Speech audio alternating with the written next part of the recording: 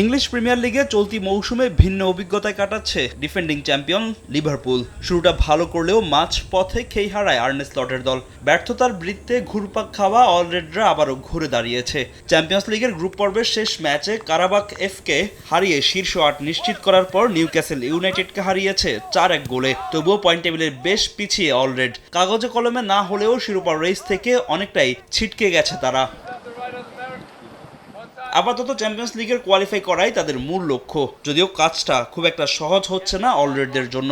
সামনেই কঠিন প্রতিপক্ষ ম্যানচেস্টার সিটি। ইপিএলে মৌসুমের প্রথম লেগে সিটির মাঠে ৩-০ গোলের বড় ব্যবধানে হেরেছিল লিভারপুল। অ্যানফিল্ডে তাই নিজেদের সক্ষমতার প্রমাণ করার সুযোগ আর্নে স্লট বাহিনীর সামনে, যা কিছুতেই হাতছাড়া করতে চান না ডাচ কোচ। ইতিহাদে আমরা যেমন খেলেছিলাম সেটা আমার মনে আছে। প্রথমার্ধের বেশিরভাগ সময় আমরা কোণঠাসা ছিলাম। সেই পরিস্থিতি থেকে আমরা ঘুরে দাঁড়িয়েছি। দল কতটা উন্নতি করেছে তা যাচাইয়ের জন্য এটা আরেকটি মঞ্চ।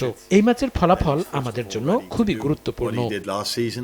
এই ম্যাচের আগে ইনজুরির লম্বা লাইন থাকলেও দল নিয়ে নির্ভর লিভারপুল বস। সালাহ গ্যাকপোরা ফর্মে না থাকলেও তাদের সেই অভাব কিছুতেই দলকে বুঝতে দিচ্ছেন না ফ্লোরিয়ান উডস ও হুগো ইকিতিকি। সিটির বিপক্ষেও নিজেদের পারফরম্যান্স ধরে রাখতে চাইবেন তারা। এদিকে শিরোপার রেসে থাকা সিটি হোঁচট খেয়েছে নিজেদের শেষ ম্যাচে। টটেনহ্যামের বিপক্ষে ২ গোলে এগিয়ে থাকার পরও শেষ পর্যন্ত ড্র করে মাঠ ছাড়তে হয়েছিল তাদের। অ্যানফিল্ডে যে আরও কঠিন পরীক্ষার মুখে পড়তে হবে সিটিজেনদের, তা ঠিকই জানা কোচ পেপ গার্দিওলার। ম্যাচের আগে তাই বাড়তি সতর্ক সিটি কোচ। লিগ টপার আর্সেনালের সঙ্গে পয়েন্ট ব্যবধান কমিয়ে আনতে এই ম্যাচে যে জয় ভিন্ন কোনো পথ খোলা নেই আর্লিং হল্যান্ডের সামনে।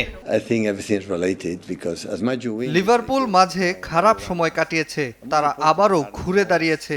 এই দলকে হারানো সত্যিই কঠিন। তাদের নিজেদের মাঠ, দুর্দান্ত একজন কোচ ও খেলোয়াড় রয়েছে। এই ম্যাচে আমাদের সতর্ক থাকতে হবে। অবশ্য এই ম্যাচের আগে ইংলিশ লিগ কাপে নিউক্যাসলের বিপক্ষে বড় ব্যবধানের জয়ে দারুণ আত্মবিশ্বাসী ম্যান সিটির ফুটবলাররা। দারুণ ছন্দে আছেন ফোর্ডেন, আর্লিং হল্যান্ড, রায়ান চেরিকিরা। ফাহিম ইসলাম, সময় সংবাদ।